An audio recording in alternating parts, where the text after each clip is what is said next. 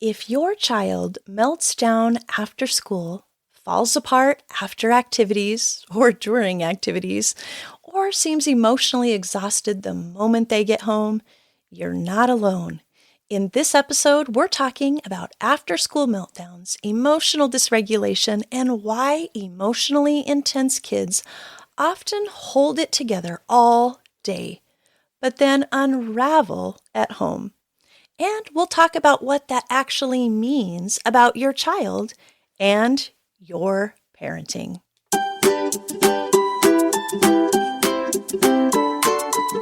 Ever feel like one meltdown turns your day upside down?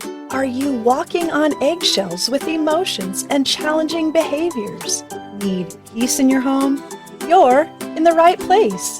I'm Jamie, mom of 7, professional counselor and parent coach. I've learned how to turn chaos into calm, stop meltdowns, and enjoy time as a family. If you're looking for effective tools, practical ways to connect with your uniquely wired child, and parenting tools that align with faith and family values, you've found it. So reheat that coffee, start that laundry fluffing again, and let's jump in. If you've ever sat through a parent-teacher conference and heard nothing but glowing reports about your child, only to walk into the evening hours feeling like everything falls apart the minute they get home, well, I want you to hear this right away. You're not going crazy. I remember sitting in those parent-teacher conferences, hearing how well my child was doing at school. They're so cooperative, helpful, respectful, and then bracing myself for what evenings looked like at home. Nothing like they described. And if I'm honest, there were a couple of those conferences where the tears would begin to fall. It felt confusing, and honestly, it felt discouraging. I found myself wondering if my child was choosing to do well for everyone else and just not for me. If they knew how to hold it together, why couldn't they do it at home too? Did I just lack the parenting skills that I thought I possessed? Were the teachers better at handling my child than I was as his mom? But honestly, deep down, I had a feeling there was more going on. I just didn't yet have the language for it. And what I eventually learned was this: what we were experiencing was not uncommon. It was common enough that it's been written about, studied, and even given a name. After-school restraint collapse. And understanding this truly changed things. In fact, many children who are neurodiverse, they may have ADHD or even DMDD, may experience this. For many families, this shows up in very specific ways. It might be meltdowns at the end of the day, short fuses with siblings, higher emotional intensity, low tolerance for homework, chores, or extra commitments, no capacity for after-school activities. Everything just feels like it's too much.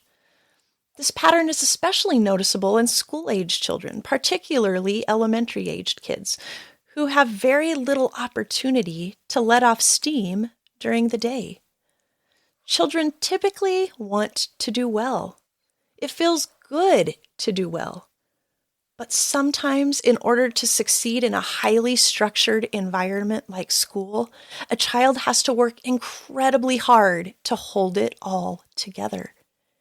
And for many neurodivergent or emotionally intense kids, that effort can be 10 times greater than it is for their peers, with often far less affirmation for how hard they're trying, and the outcome doesn't even usually look the same or as good as their peers. All day long, their sensory systems are taking in information: the sights, the sounds, the movement, the transitions, the expectations, the activity. They're sitting when their body wants to move, walking in lines, using quiet voices, waiting their turn, managing social interactions. Even when their system is overloaded, many kids feel pressure to please, to not stand out, to not get in trouble, to not embarrass themselves or others. That pressure builds. The stress builds, their anxiety builds, and fatigue builds.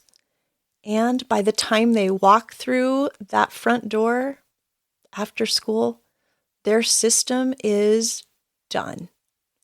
Home is at least familiar. Home is safe. Home is where they know they are known and loved, so they can finally let down. And sometimes in the process of letting down, everything spills out. That can look like intense emotions, quick triggers, withdrawal, irritability, refusal, or even sensory overwhelm. Well, like wanting to strip down to the bare minimum to avoid extra sensations. I'll never forget our son coming home from school and having his clothes off clear down to his underwear before his backpack even hit the floor. That's a system that's been working hard to hold it together all day. And while that might sound extreme, it really was his nervous system saying, I can't tolerate one more thing. And this is where guilt creeps in for parents. Because we hear things like, he does so well at school, or she behaves perfectly for her teacher, or will they never act like that here, or for me?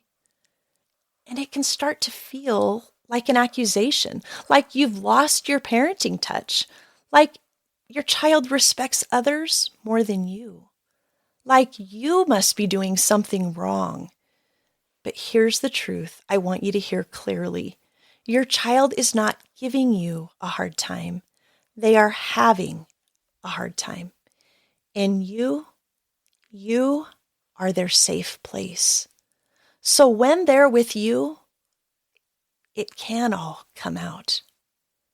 I want to give you a simple way to picture what's happening in their system.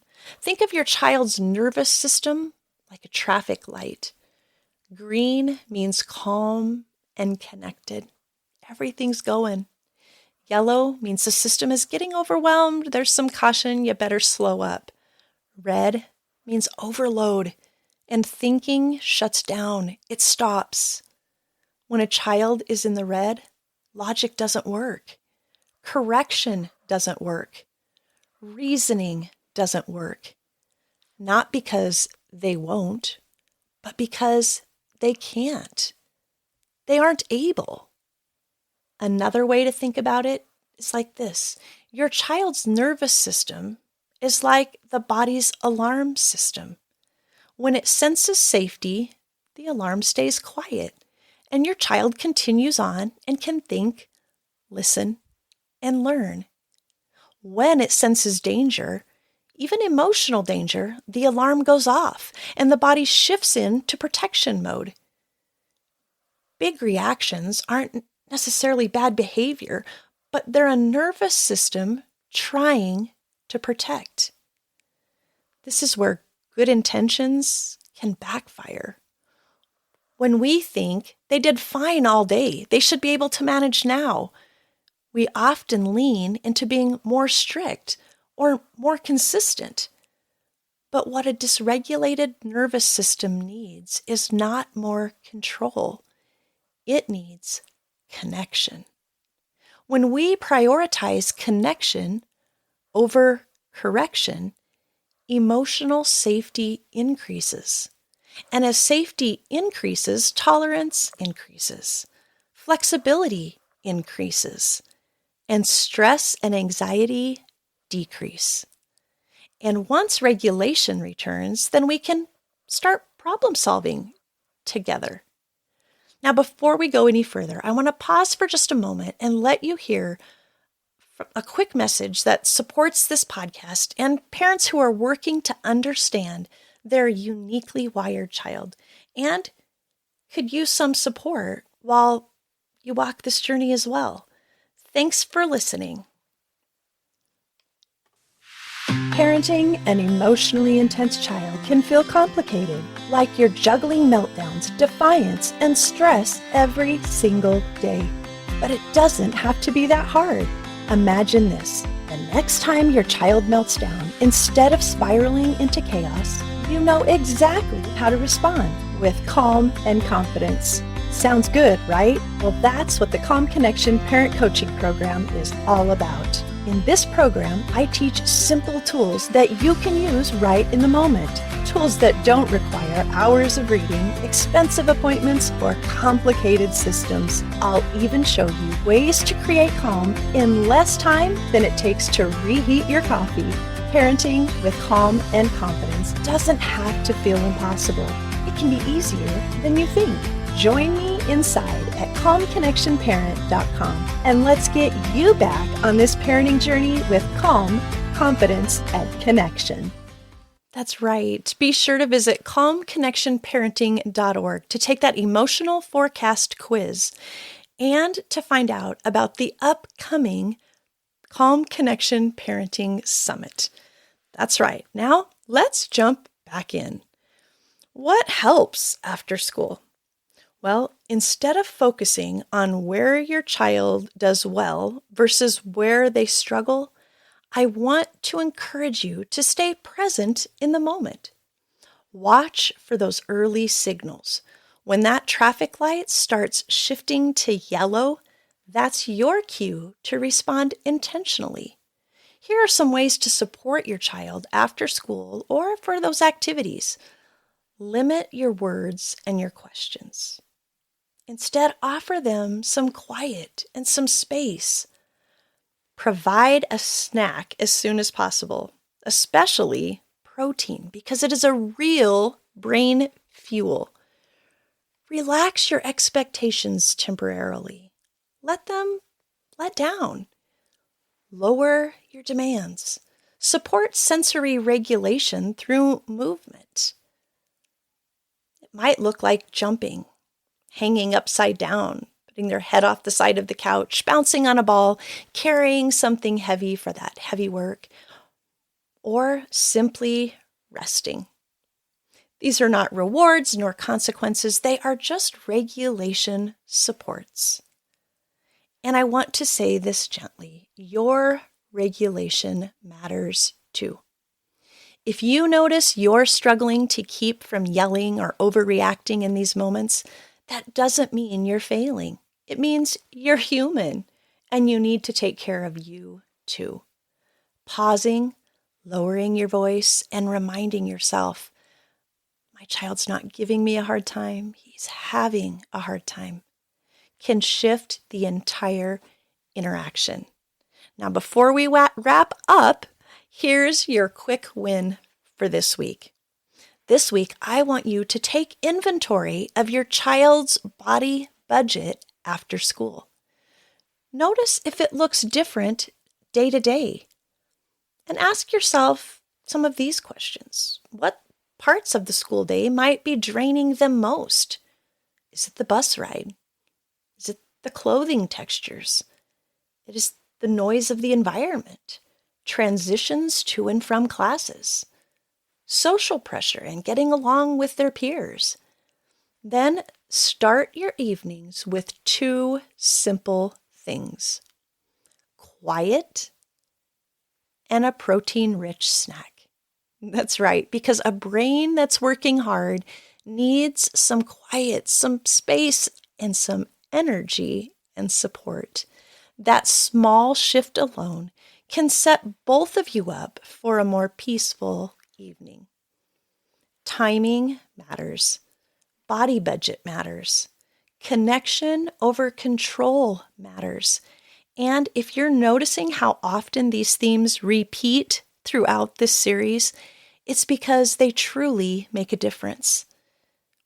Parents aren't doing it wrong. They just haven't been given all the information. And that information can change the entire tone of your evenings.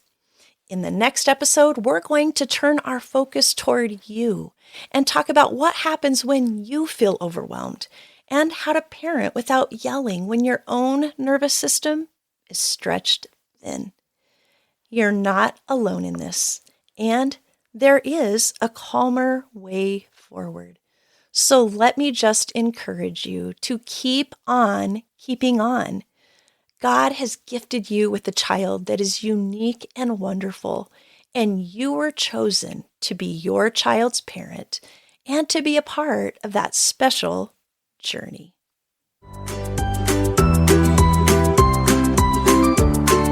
That's it for today. If you enjoyed today's episode, would you take a quick minute to follow and share it with a friend who's looking for tools to parent those big emotions? And don't forget to join the Calm Connection Parenting Facebook group. This is where I can connect with you and offer support as you walk this journey.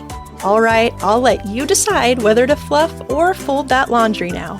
But I'll meet you back here next week. Until then, keep calm and parent on.